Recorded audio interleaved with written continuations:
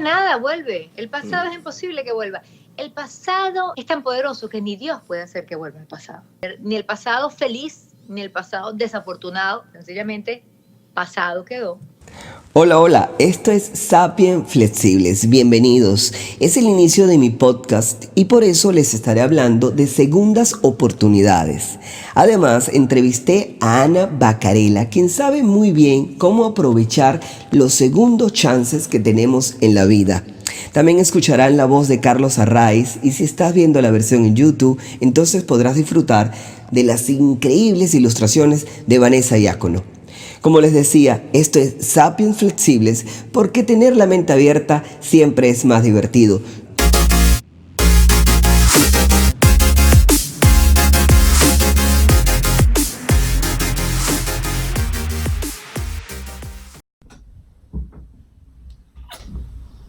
Estoy listo. O eso creo, yo soy Eduardo Salazar Uribe, gracias por estar acá. Gracias, escucho como un poquito anticuado, pero bueno, gracias, hay que siempre agradecer. Este es un lugar llamado Sapiens Flexibles, es un podcast, aunque tiene su versión en YouTube, en el cual todos podemos hablar y no nos vamos a tomar nada personal. Más que intentar entender acá, vamos a tratar de aceptar, porque hay un montón de cosas que aún, por ejemplo, en mi caso, yo no comprendo, levanto la mano, y otras que sí, otras que he tenido que enfrentar solo, acompañado, casi siempre acompañado es muchísimo mejor.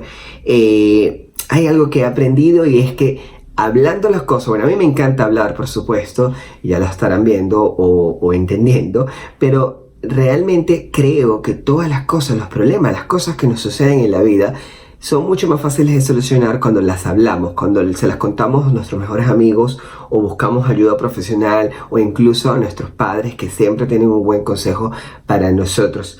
Entonces, esas cosas que ya yo he ido entendiendo, he tenido que entender, las voy a comentar con ustedes porque sé que muchísimas personas aún tienen un montón de tabúes o un montón de miedo por hablar de esas cosas que nos suceden a diario. Y aquellas cosas a las cuales yo todavía no las comprendo o les tengo miedo, pues voy a intentar con ustedes descubrirlas, compartirlas, analizarlas, tratar de aceptarlas, como les estoy diciendo, y conocer sobre ellas, porque justamente a través de la información, a través de los datos, de las experiencias de otros, de lo que se dice sobre eso, y por supuesto, de nuestras propias experiencias, es que podemos entenderlas, ¿no? Es que podemos aceptarlas, intentar aceptarlas, como les acabo de decir desde el principio, porque siempre o naturalmente, humanamente, tratamos de darle sentido a las cosas, ¿no? Pasarlo por un sistema de creencias y entonces en ese sentido darle como que, bueno, esto es bueno, esto es malo. Pero muchas veces hay un montón de cosas que no tenemos que entenderlas ni nada por el estilo, sino que simplemente tenemos que aceptarlas. Yo quiero también que ustedes me cuenten qué es eso que a ustedes les ha abierto la mente, porque yo voy a confiar en ustedes para contarles qué es eso que a mí, creo yo, me ha hecho abrir más la mente, porque sinceramente pienso que ese es nuestro superpoder como seres humanos. Vamos, ya saben, más allá de lo que tenemos enfrente, ¿no? Es ver más allá de lo que tenemos enfrente, es intuir, es usar el sentido común, es curiosear, porque eso somos los sapiens flexibles, súper curiosos. Y en este universo todos caemos, incluso los que piensan diferente. Si piensas diferente, si incluso estás pensando diferente en este momento que me estás escuchando, viendo, pues yo quiero que tú al final me cuentes por qué piensas, ¿no? A través de argumentos, por supuesto, a través del respeto, pero quiero también entender tu posición, porque a veces, y me ha pasado a mí muchísimas veces, que me dicen algo y de una vez intento refutarlo con lo que yo creo, ¿no? La tarea suena así como colegio, bueno, pero el ejercicio es realmente escuchar lo que tú estás diciendo y ver si hay un poco de razón, si puedo ceder o porque quizás yo estoy equivocado. Vamos a opinar menos, vamos a tolerar más, tratar de entender menos y tratar de aceptar más. Insisto en eso, porque definitivamente eso nos hará más libres. Así como el tema de las etiquetas, que estamos en un mundo donde hay muchísimas etiquetas, incluso acá en las redes sociales. Yo quisiera que hubiera menos etiquetas, que nos quitáramos un montón de etiquetas para de esa manera ser mucho más flexibles, pero algunas etiquetas entiendo que a un montón de gente sí les hace bien. De esas etiquetas también vamos a hablar y si es posible las vamos a disfrutar, porque esto es Sapiens Flexibles, mentes abiertas, piernas abiertas, corazones abiertos. Bienvenidos. Te lo ponemos sencillo. El ser humano ha evolucionado por placer. Nos conocemos como Homo sapiens y hemos evolucionado muchísimo, es cierto, pero no ha sido tan fácil ni tan rápido. Para llegar hasta como nos conocemos hoy en día han pasado entre 5 y 7 millones de años. De los primates nacieron los chimpancés y los homínidos. Aquí ya casi entramos nosotros al juego.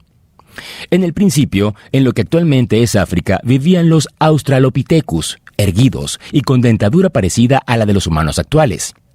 Lucy, la llamada abuela de la humanidad, pertenecía a esta especie. Y también Selam, el fósil de la que habría sido una niña y hasta ahora el más antiguo. Imagínate, hace 3.3 millones de años. Como les venía diciendo, como especie transmitimos nuestra información de generación en generación, y los Homo sapiens, usando la conciencia, actuamos a través del placer. Pero la idea es que todos tengamos el mismo derecho a ese placer. Abramos bien nuestros ojos, nuestros oídos, así como nuestras piernas y nuestros corazones. Y eso empieza por abrir la mente. Tengamos el placer de tolerar, aceptar, perdonar, crecer. Ha llegado la hora de evolucionar, sabiendo que evolucionamos, sin esperar a que nos conviertan en mitad humano, mitad robots. Que Darwin resucite y diga, ¡oh! Esto sí es un verdadero cambio. Seamos Homo sapiens. Seamos más que eso. Seamos sapiens flexibles. Y como es el primer podcast, tengo que hablar de todo, pues, de qué va esto. Y que ustedes estarán diciendo, bueno, Eduardo, ¿a qué viene todo esto? Todo esto viene porque yo... muchos de los que me van a escuchar, por supuesto, son de mi país, de Venezuela, y los que no sabrán que a nosotros los venezolanos nos tocó huir de la dictadura en la que se encuentra nuestro país, ¿no? Emigrar es, después del Sirio, uno de los mayores éxodos de la humanidad en los últimos tiempos, lamentable. Según cifras de la Organización de las Naciones Unidas, pueden ser más de 4.8 millones de personas, millones de venezolanos que estamos fuera.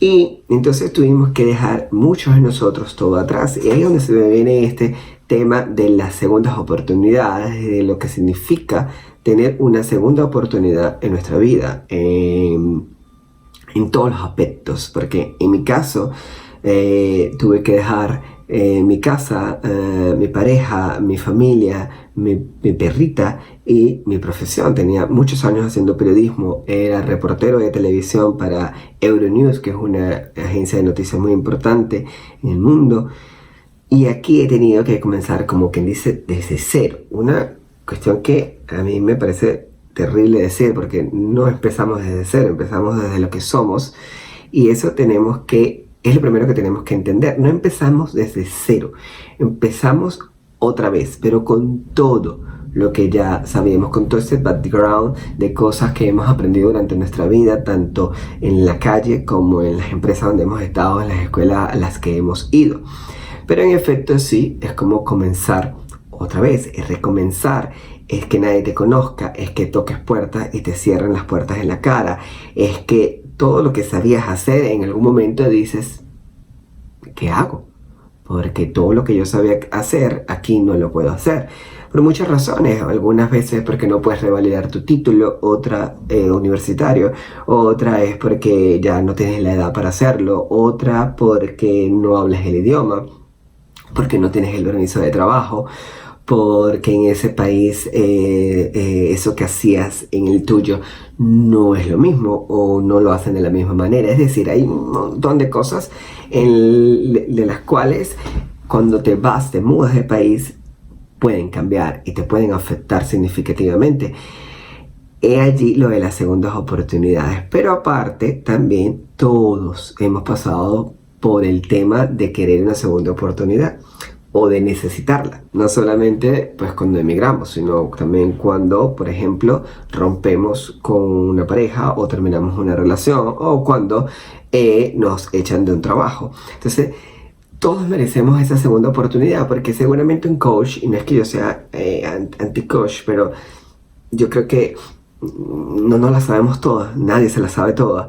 Realmente te diría, no, claro, todo el mundo merece una segunda oportunidad. Yo entrevisté para este podcast justamente a Ana Bacarela, que es una querida amiga y una gran luchadora venezolana. Digo gran luchadora porque ella es periodista, pero ella tuvo que enfrentar un cáncer. Y entonces ella me dice, de buenas a primera, Eduardo, no creo en una segunda oportunidad, creo en 3, 4, 5 oportunidades. Pero no es tan fácil decirlo, a veces es duro, porque insisto, cuando estás abajo en el fondo, muchas veces te deprimes, muchas veces te sientes mal, muchas veces sientes que no lo puedes hacer. Y de esos temas es lo que vamos a hablar a partir de hoy, porque yo quiero enfrentar o hablar de esos temas que yo he tenido que vivir, ya sea desde el síndrome del impostor, por ejemplo, hasta cómo me he sentido en una relación, porque todo te afecta, la vida a veces te cambia de un día para otro y la clave, si es que hubiera una clave, las comparto desde uno, porque vamos a comenzar a trabajar desde eso desde hoy, es abrir la mente. Cuando comenzamos a abrir nuestra mente, a entender por qué, no es por qué nos pasan las cosas, sino para qué nos pasan esas cosas. Y cómo yo puedo tomar eso que me está pasando y transformarlo positivamente, para mí es cuando entonces yo comienzo a, de alguna manera, a transitar un nuevo camino, un camino diferente en el cual ya no me estoy quejando, en el cual ya no estoy diciendo por qué a mí, sino me está pasando esto, voy a tratar de cambiarlo. Pero no es fácil para ninguno. Cuando en algún momento, por ejemplo, tienes una infección de transmisión sexual, es que te levantes y dices, yo voy a luchar contra el VIH, contra la sífilis o la gonorrea o cualquiera de estas infecciones. Es que te tienes que plantear un montón de cosas. También existe el duelo, que es lo mismo cuando te deja la pareja o cuando te enamoras de alguien equivocado. Tú, en algún momento, es como cuando estás, o cuando están, nunca lo he hecho, pero en un ring de boxeo y te tiran a la lona. Te quedas sin aliento, te quedas sin aire. Entonces tú dices, ¿qué hago ahora? ¿Okay? ¿Cómo me puedo levantar ante esta situación que me está enfrentando? Y depende muchísimo de qué estemos hablando, depende qué es lo que nos esté ocurriendo. Pero sin duda yo siento que sí, definitivamente hay siempre una oportunidad para todos y no necesariamente tiene que ser cuando la muerte toca tu puerta que te tienes que dar cuenta de eso. Y yo les voy a presentar esta entrevista que hice con Ana Bacarela, interesantísima, que estuvo muy interesante, porque es una mujer que te invita a vivir, que te invita a luchar por lo que quieres, que te invita a perseguir tus sueños. Y ella, para mí en este instante, ha sido como, pues, digamos, la madrina de este podcast. Por eso quiero abrir con ella, porque es un ejemplo para todos quienes las conocemos y para todos los que la siguen por sus redes sociales.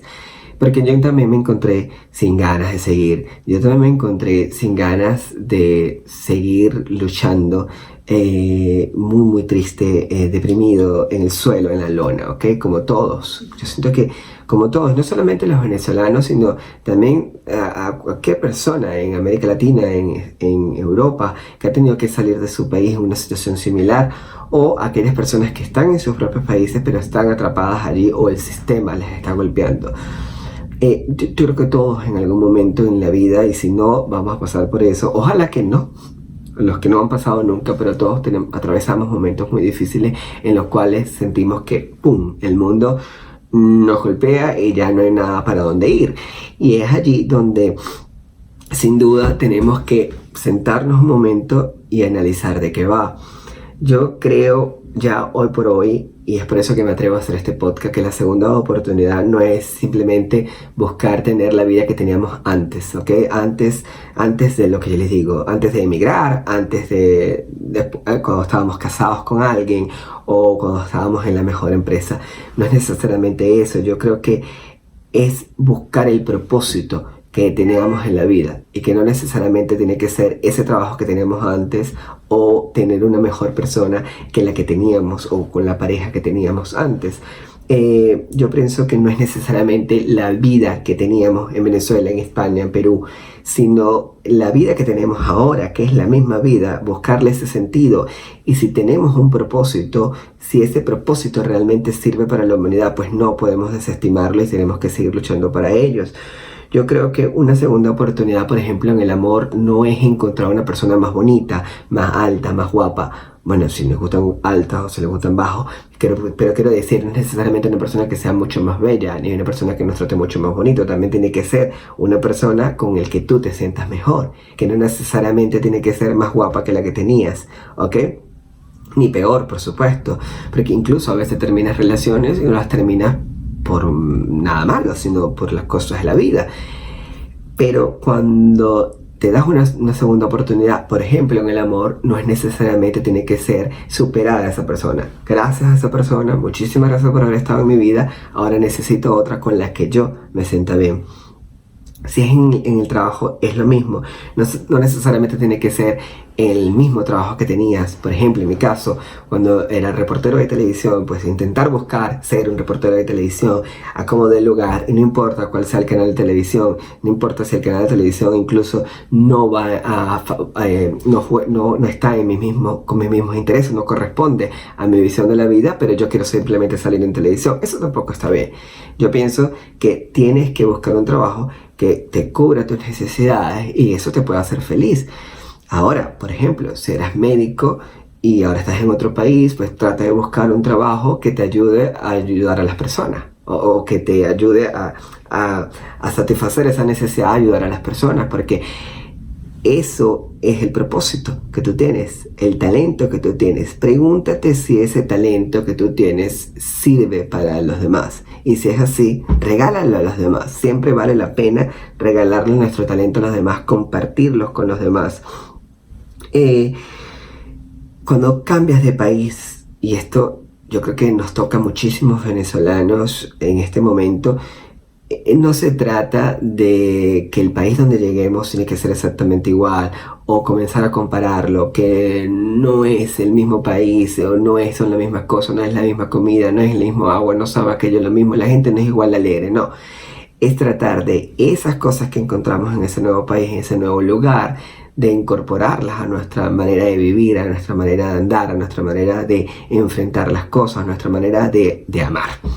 Y aprovecharlas y disfrutarlas, porque definitivamente nunca más vamos a ser los mismos, nunca más seremos los mismos, y si volvemos a nuestros países de origen seguramente tampoco, porque las cosas cambian, porque todo cambia. Yo, por ejemplo, aquí coloco algo que escribí, y es que si tenemos un talento no tenemos que tirarlo por la borda, hay que aprovecharlo y preguntarte, insisto, si eso hace bien a los demás. Yo pienso que muchas veces nosotros nos fustigamos, así es fácil, fustigamos a nosotros mismos, nos damos como latigazos. Si realmente, por ejemplo, ahora nos cambiamos de país y estamos haciendo un trabajo que no nos gusta, vendiendo seguros, haciendo Uber o taxi o cualquier cosa, pero si eso en este momento te está dando a ti felicidad, te está dando tu comida, te está dando un lugar para vivir, te está haciendo feliz, eso también vale. No necesariamente tienes que ser lo que eras antes, incluso puedes ser otra cosa, pero que siempre se corresponda con aquello que te haga feliz, que te haga estar en el lugar, no pensando en lo que eras, sino en lo que quieres ser ahora, porque siempre podemos cambiar, siempre tenemos opciones para ser felices. Yo creo que ese es el fin último.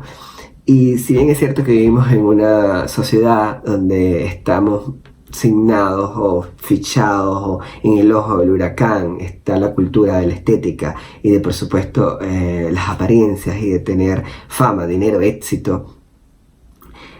Pero a veces hay que preguntarnos, detenernos, hacer stop de todo eso montón de bombardeo en las redes sociales y preguntarnos qué es el éxito.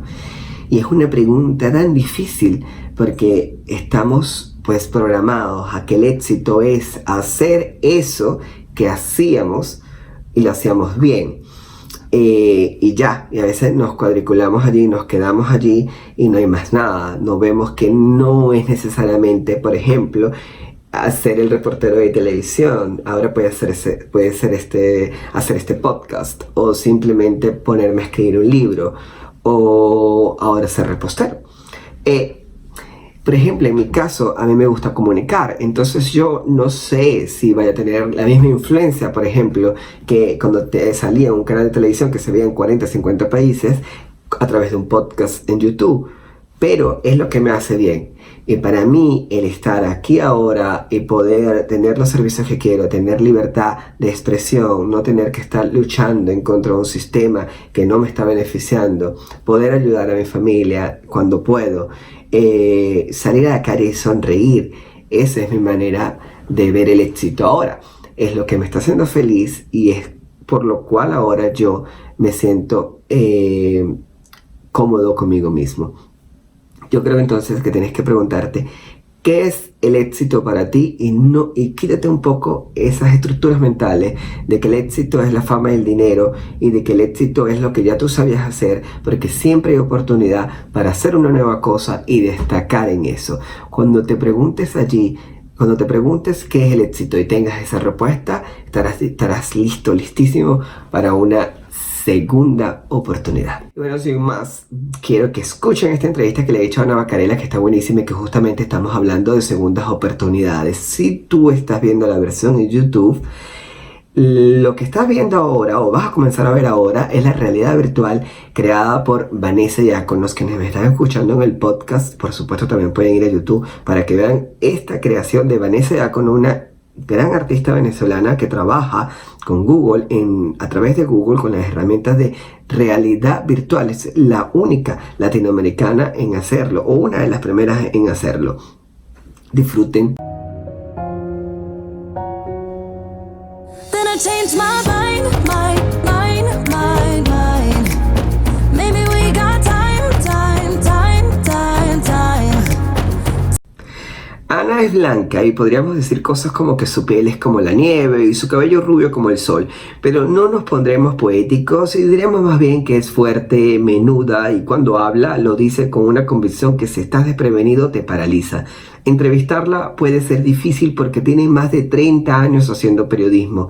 Se ha metido a barriadas, ha estado en medio de la desidia, de la corrupción, ha visto de cerca el rostro de la violencia. Le ha tocado cubrir elecciones presidenciales, hablar con políticos, deportistas, artistas de toda América Latina. Es muestra de credibilidad y abandonó el periodismo en televisión cuando la censura no le permitió expresarse libremente en contra de lo que ya anticipaba, la destrucción de un país rico. Se define como nada tecnológica, pero abrirse en su lucha por la vida le ha dado casi 2 millones de seguidores en Instagram. Bueno, sí, las redes sociales, tal cual, es esa oportunidad, bueno, que no existía antes, de que tú te contactes, te comuniques con personas que antes era sencillamente frío, es decir, la pantalla de televisión y tú, wow, admiro a fulano, admiro a Mengano. Ahora puedes meterte en la vida del fulano, de Mengano, escribirle, y que ese artista o ese periodista o esa persona que admiras o ese chef o ese ingeniero, en fin, quien sea, el oficio que tenga, se comunique contigo y te responda.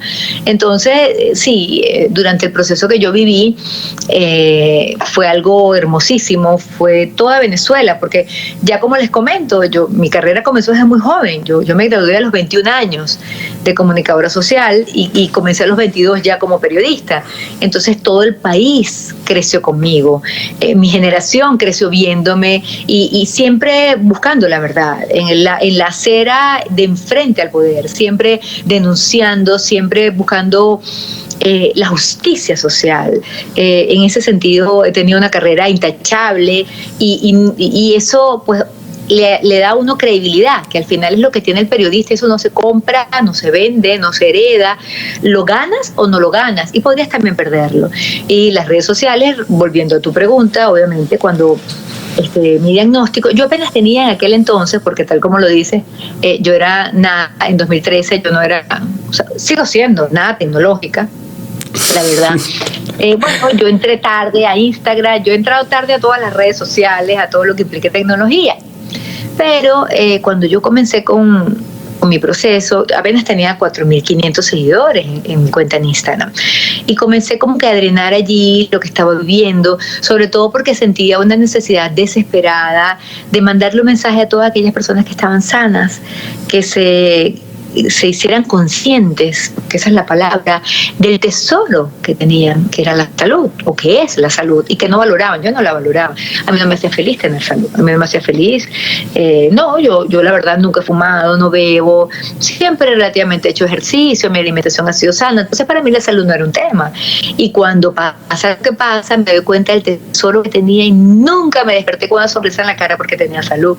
Esa necesidad desesperada me hizo utilizar las redes, ya no tuve que renunciar a la radio, ya en ese momento no estaba trabajando en televisión, entonces bueno, el canal lo hice yo y comenzó ese canal y paradójicamente durante esos 2 años fui más periodista que en los otros 30 años o 25 años que han estado en radio y televisión al mismo tiempo, porque es un canal tuyo directamente, donde la gente se conecta contigo si a esas personas les interesa lo que tú les vas a decir. Entonces, bueno, como digo, fui más periodista que nunca y comenzó a crecer una familia que ya casi llega a los 2 millones de seguidores y eso me honra muchísimo porque además no hubo un lugar donde no oraron por Ana Bacarela en Venezuela.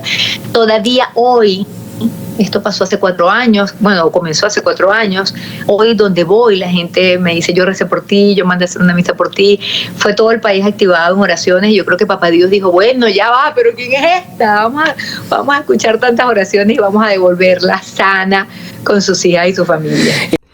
Ana Bacarela es considerada una mujer que ha renacido como el ave fénix. Hace 4 años le diagnosticaron un linfoma no Hodgkin por el que tuvo que venirse de Caracas a New York para un trasplante de médula. ¿Batalló o se rindió?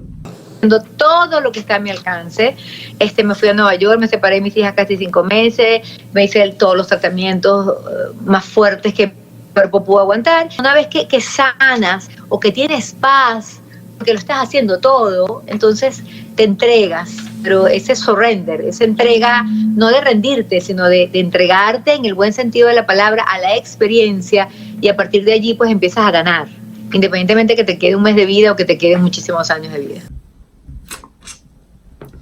¿Su mayor desafío ha sido con la muerte o con la vida? El cáncer tocó a su puerta sin anunciarse, al menos ella no lo había visto venir.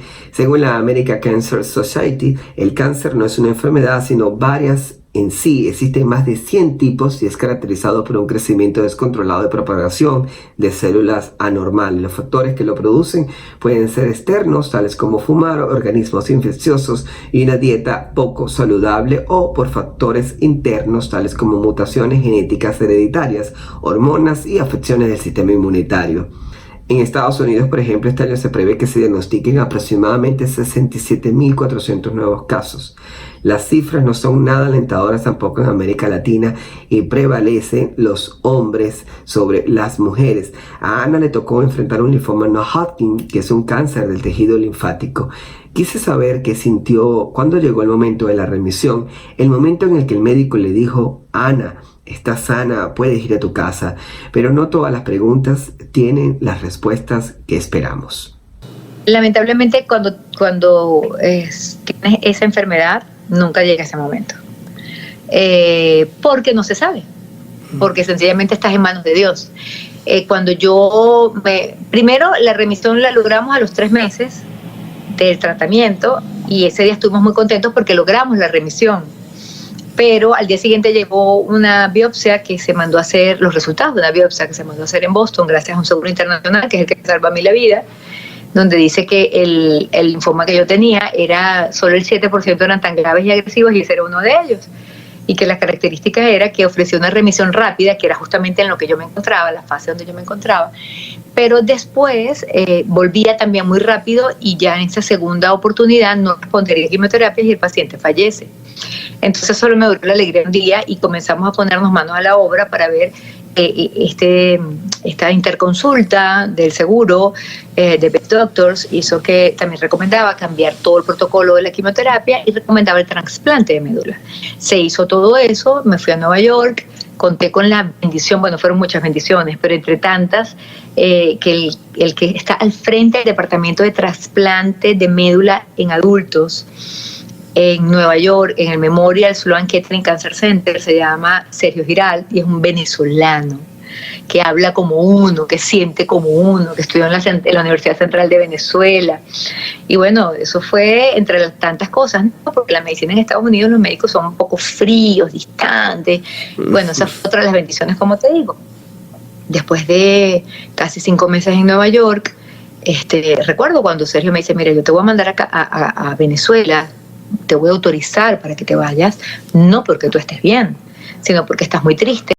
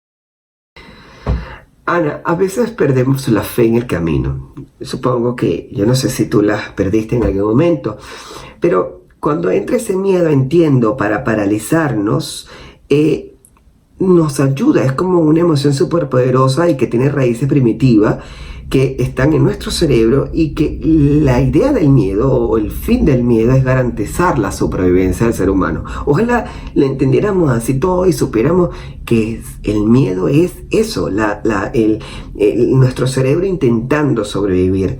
El miedo está ahí, siempre está ahí. Y yo creo que la mejor manera de controlarlo es verle a la cara y no obviarlo. No tengo miedo, no. Y entonces cada cierto tiempo sí le ves a la cara, te asusta mucho, lloras y luego te levantas, pero el miedo acompaña a los seres humanos.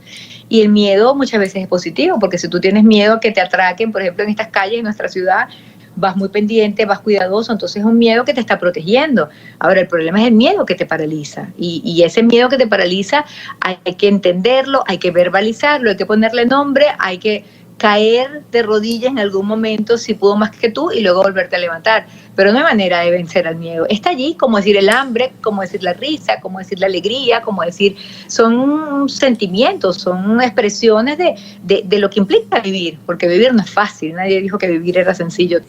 Carl Albrecht en Psychology Today dice que los 5 miedos a los que la mayoría de nosotros tiene son el miedo a la muerte, el miedo a perder la libertad, el miedo a la soledad, el miedo a la mutilación y por último, el temor más generalizado es a sentirnos humillados, a los daños y prejuicios hacia nuestra persona.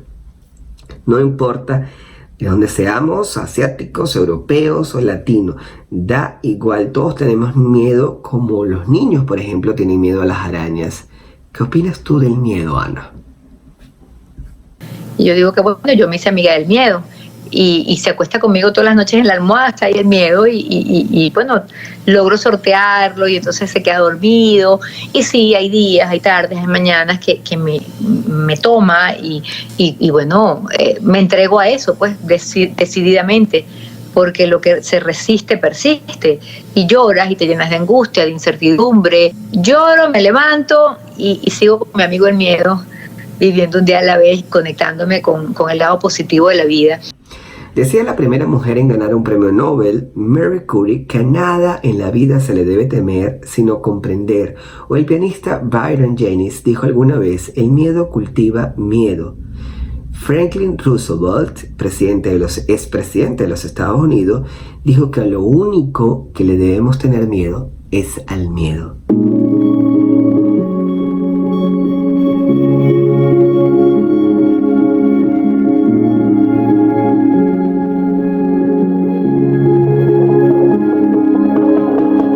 Stop worrying about worrying, we will keep turning.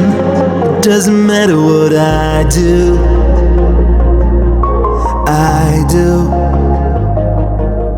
Trying to be... En el caso de una enfermedad, no todos la ganan. Yo, por ejemplo, vi morir a mi abuela materna, Victoria, y a una de mis tías paternas, Corteza, por el cáncer. Y muchos de quienes me escuchan, seguro que también, o por otras enfermedades o causas. Es realmente difícil. Llamé a una tía que es sobreviviente del cáncer, Cristel, y me dice que no hay nada más allá de simplemente tener fe en que nosotros nos vamos a sanar a través solamente de enfrentar esa enfermedad como cualquier otra cosa en la vida, con entereza. Y el gran consejo es dejar de abandonar el rol de víctima, el por qué a mí. Es natural y es normal que nos hagamos esa pregunta ante cada adversidad en nuestras vidas y más bien la transformemos en un para qué a mí y eso nos ayuda a sobrellevar un poco más cualquier situación que se presente. Abandonar el rol de víctima. Abandonar el rol de víctima es lo más difícil de lograr, porque cuando estamos como víctimas no resolvemos, no actuamos, no entendemos, bueno, ok, esto es lo que está pasando, no hay luz, no hay agua, ¿qué vamos a hacer? ¿Me lamento todo el día haciendo la cola de la gasolina o durante esa cola de la gasolina soy proactiva, genero ideas, proyectos y sigo adelante? Entonces no es una culpa personal, me estoy refiriendo a eso, abandonar el rol de víctima y transformarlo en un para qué a mí, y eso nos convierte en seres proactivos. Ana, yo escucho lo que me dices y me parece muy interesante, pero sabes que yo estoy hablando de las segundas oportunidades, ¿ok? No solamente cuando tienes una enfermedad y estás a punto de perder la vida, sino también, por ejemplo, cuando a alguien le rompen el corazón o cuando no tiene empleo o cuando nos tocó, como muchos de nosotros, salir del país. ¿Tú crees que hay problemas pequeños y que tenemos que decir stop cuando estamos preocupados por cosas que no son tan importantes como la vida en sí y decir, oye, basta, hay cosas peores por las cuales preocuparse? nunca devalúo ese problema y no digo, no, chico, tranquilo, esto no es nada comparado con que te cáncer. No, cada problema tiene su situación que nos puede cegar, que nos puede obnubilar, que nos puede hacer incluso desear no seguir estando. Pero yo lo que en esos momentos la fuerza la tomo, sí, de lo que viví.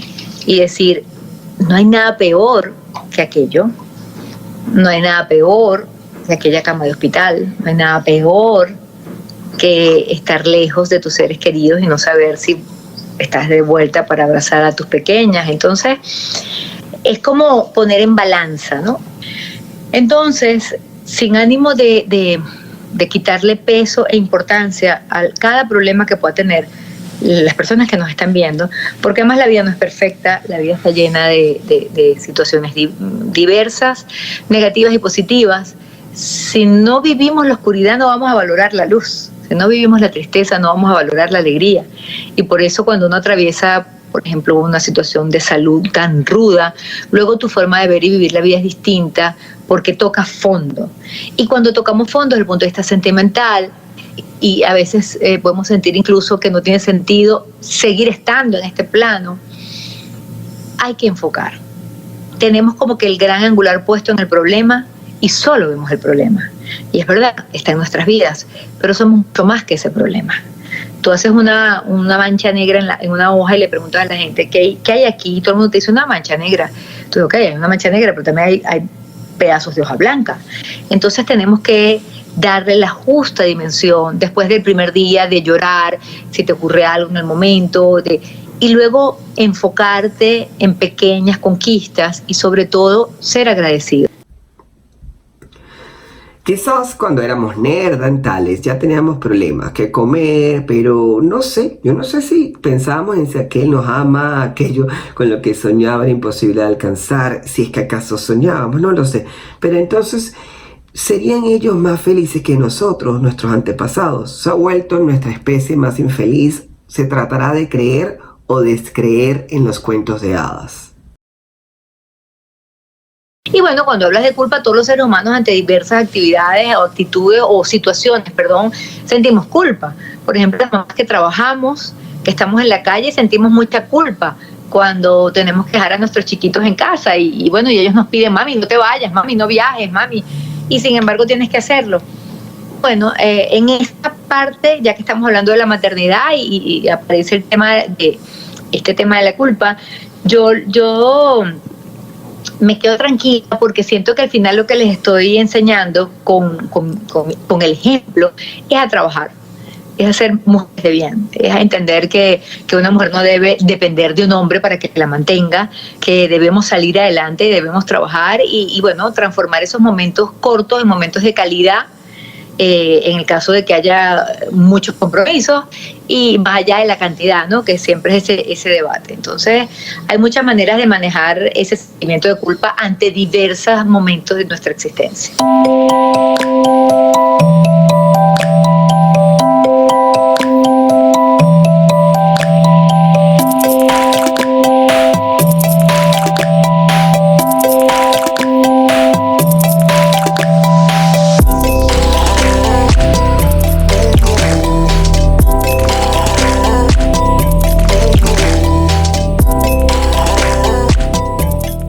A veces echamos la vista atrás y recordamos esa Venezuela que tú viviste en el periodismo. Yo, un poco más joven que tú, pero y también viví otra Venezuela. Pero esa Venezuela no va a volver. ¿Cómo enfrentas tú ese hecho de que puede que vuelva de otra manera? Puede que recobremos la democracia y sea de otra manera. Pero esa Venezuela de los 80, de los 90, no va a volver. Pero es que nada vuelve, el pasado es imposible que vuelva. El pasado es tan poderoso que ni Dios puede hacer que vuelva el pasado. Entonces, obviamente, ayer no va a volver y por eso uno de mis grandes lemas, mi programa de televisión actual se llama Un día a la vez, porque debemos vivir la vida un día a la vez. Sí, si nos referimos, claro, al sistema democrático con libertad de expresión, eso sí es otro asunto. Y digo libertad de expresión porque, por ejemplo, un programa como Alerta en estos momentos es imposible realizarlo por la situación que estamos viviendo, por la censura, por todo lo que se vive. Entonces, bueno, ahí, gracias a Dios, así como el pasado no puede volver, ni el pasado feliz, ni el pasado desafortunado, sencillamente pasado quedó. El futuro que vivimos cada día, porque esta generación nuestra nos ha tocado, yo estudié comunicación social con la máquina de escribir. Cuando yo estudié comunicación social no existían los teléfonos celulares y soy una mujer relativamente joven. El salto ha sido cuántico y de la máquina de escribir nosotros hacíamos las prácticas porque cuando estudias periodismo también estudias diseño gráfico y diseñábamos páginas de periódico, páginas de revistas y lo hacíamos recortando y pegando porque no existían las computadoras, no había cómo diseñar en computación y tomar las fotos digitales, había que tener el rollo fotográfico. En fin, entonces este salto cuántico nos abre las puertas a esta aldea global de la cual hablaba Marshall McLuhan hace tantos años, visionario de la comunicación, y nos permite entonces otros canales. Y estás tú en este momento conversando conmigo, estamos haciendo este podcast, y como esto, tantos otros canales que existen. Entonces, y esos son los canales que la censura no puede cerrar, y no puede apagar, y no puede silenciar. Y bueno, obviamente los que estamos en Venezuela, los que vivimos en Venezuela, soñamos con un cambio, es necesario un cambio. Y bueno, es un cambio en la libertad de expresión, pero también es un cambio en la justicia social. Ana, dímelo sinceramente, ¿merecemos todos una segunda oportunidad? Siempre, cada día es una nueva oportunidad, no es una segunda. Cada día yo lo vivo como una nueva oportunidad. Gracias, Ana, por regalarme tus historias. Y es que he tenido que recurrir a mis amigos para a través de sus experiencias encontrar el camino para vivir feliz, para renacer, como la conferencia que Ana lleva ahora por el mundo, y que si ustedes tienen la oportunidad, vayan corriendo a verla. Te he dado... ya presenté Renacida, todo lo que hemos conversado es Renacida. Renacida es una conferencia que celebra la vida. Renacida es una conferencia que nace de mi experiencia. Yo no tenía idea si podía estar de regreso, si iba a estar de regreso, pero sin embargo documenté todo el proceso. Y bueno, estaba guiada por Dios, porque al final esto es sencillamente ser instrumento de Dios. Él se compadeció de mí, le pedí desde las entrañas la sanidad y me bendijo con la sanación. Y entonces ahora estoy recorriendo el país y otros países también, presentando esta historia de fe que se conecta con el lado positivo de la vida y que te invita a ver y vivir la vida de una manera diferente, como más o menos te he ido contando en esta conversación tan sabrosa que hemos tenido. No, gracias además por el honor de este podcast. Muchísimas gracias, toda la suerte. Eduardo, te quiero mucho, eres incansable y bueno, mucho éxito, muchísimos éxitos que te los mereces. Aquí, ya antes de irme, les digo que esta es mi segunda oportunidad. Tras 10 años de carrera en el periodismo he tenido que usar todos los verbos, desestructurarme, reinventarme, recomenzar, todos verbos muy difíciles y que hacen que la vida tenga un sentido distinto. Yo no sabía por dónde comenzar, tenía muchísimo miedo. Pero bueno, aquí está, la vida es muy corta, muy cortita. Todos tenemos, por supuesto, miedos, tristeza, pero también tenemos alegrías y tenemos que buscar ese placer que es vivir, que simplemente es despertarse. Como usted ve un perrito que se levanta en la mañana y una vez está alegre. Yo creo que tenemos que entenderlo, y los sapos flexibles tenemos que entenderlo más que todo. Mi mayor placer es comunicar. Quiero que me cuentes cuál es tu mayor placer, qué es eso que te hace ser feliz. Quiero leerlo. Newsletter, lo tienen allí en la pantalla, las redes sociales, síganme y sobre todo comenten este podcast si les gusta, y como les dije, estaré hablando de muchos más temas a partir de hoy para compartirlos con ustedes y que hablándolo lo podamos resolver. Gracias.